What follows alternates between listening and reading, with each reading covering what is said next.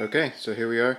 We are doing an update on the Mannington Laminate floors here. Let me get my camera situated. So far they've held up pretty well. We've got pets, we have kids.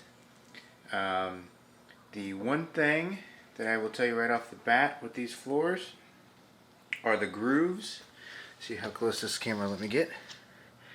These grooves here, okay, they will fill up with dirt.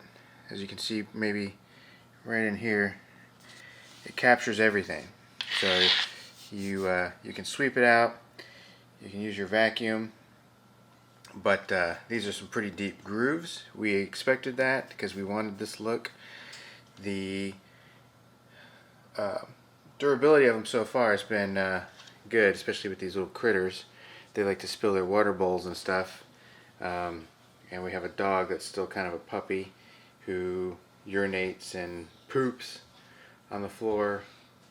And it's been cleaned up very well. Now the issue with these grooves, speaking of water, is you definitely have to make sure you get all the liquid out of these grooves, because this is where the tongue and groove comes together, okay? And that will create an issue if it sits in there too long, or if you don't notice that it's in there. It'll swell up and it could cause some issues.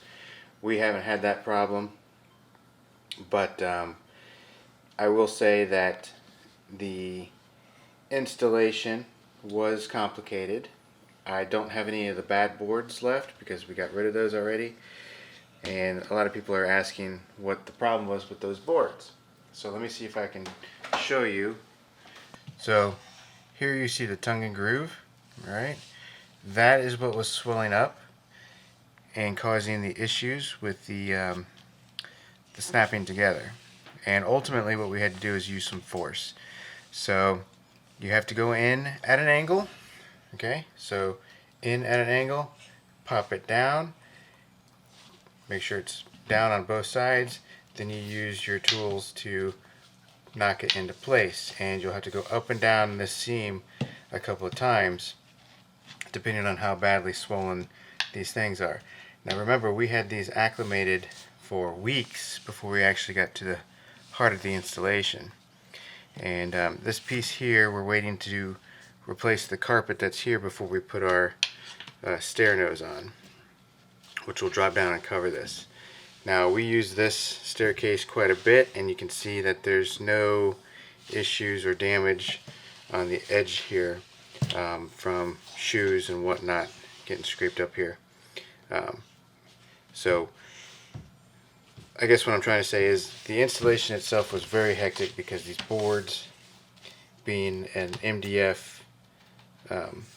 core, definitely caused some headaches. But really we have had no issues after it's been installed. The install was definitely the hardest part, and I am by no means a flooring professional. But I did have some help with my brother, who was at one point a contractor, who did know a little bit about floor installations, just not these floors or this brand. But all in all, it's been they've been good floors. Would I recommend them? That's to be determined.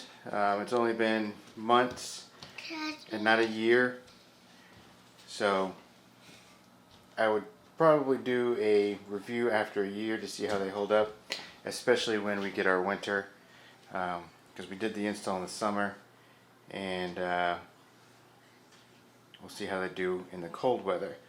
We haven't seen any buckling yet, but there are a couple of spots where there were some warped boards that we can definitely feel give a little bit under our feet. So we'll see if that settles out even more, because it seems like most of them have settled out for the most part. But we're still moving on. One of our next projects is going to be doing that bathroom over there. We're going to retile that. We're going to be redoing some carpet. As soon as the wife decides on what kind of carpet she wants. We ripped up all the old carpet in the basement. That was a hazardous and very, very sticky job. because the previous owners had pets that lived in the basement, so you can only imagine. We went ahead and got new floor vents. So we got those popped into the floor. Did our transitions. All this stuff was really easy.